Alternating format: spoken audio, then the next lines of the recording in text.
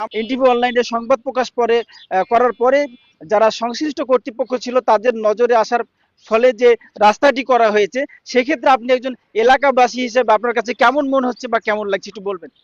ধন্যবাদ। ইতিবাচকতার সঙ্গে থাকতে, ইতিবাচকতা নিয়ে কথা বলতে সবসময় ভালো লাগে। আর আমরা ইতিবাচকতার পক্ষে পুরোটা ধরেই, সব মিলিয়ে এই রাস্তাটি এনটিভিতে আমরা প্রথম দেখেছিলাম যে এই আপনাদের এই গণমাধ্যমের মাধ্যমেই যে রাস্তায় একেবারে ধানের চারা লাগিয়ে, মানে ধান গাছ লাগিয়ে এক ব্যতিক্রমী ধর্মী প্রতিবাদ করা হয়েছিল, যার কারণে এটা মিডিয়া সহ এই সংশ্লিষ্ট কর্তৃপক্ষ সহ এলাকাবাসীর মধ্যে ব্যাপক একটা চাঞ্চল্যকর তৈরি হয়েছিল। আমাদের নিজেদের মধ্যেও একটা আহ, মানে মিশ্র প্রতিক্রিয়া হয়েছিল। একদিকে যেমন মজাও পেয়েছিলাম, এবং একদিকে এই প্রতিবাদের ধরন দেখে আমরা ভাবছিলাম যে এবার মনে হয় প্রতিহত হয় কিনা, বা এটার কোনো বিহিত হয় কিনা। তো সব মিলিয়ে পরে দেখলাম যে খুব ভালোভাবে বিহিত হয়েছে। আমরা এখন আমাদের চোখের সামনে ভালো একটি রাস্তা দেখতে পাচ্ছি। ভালো একটি বলতে আমরা একেবারে কংক্রিটের, মানে খুব উন্নত মানের রাস্তা দেখতে পাচ্ছি।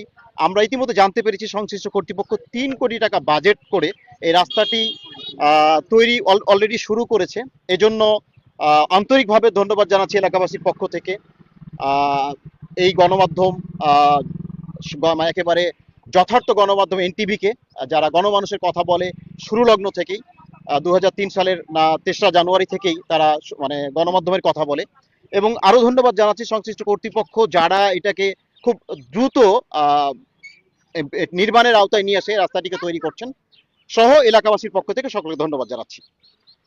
সম্মানিত সুধী, আপনারা শুনছিলেন যে তিনি যেমনটি বলছিল যে এনটিভি মূলত যে জনমানুষের কথা বলে, এবং এনটিভির মাধ্যমে, এনটিভি অনলাইনের মাধ্যমে যে সারা দেশের মানুষ, যারা অবহেলিত মানুষ, অবহেলিত জনগোষ্ঠী, তারা বিভিন্নভাবে যে তাদের কথা তুলে ধরি আমরা, এবং এই তুলে ধরার ফলেই যে তারা বিভিন্নভাবে সুযোগ সুবিধা পেয়ে থাকে, এমনটি তিনি বলছিলেন।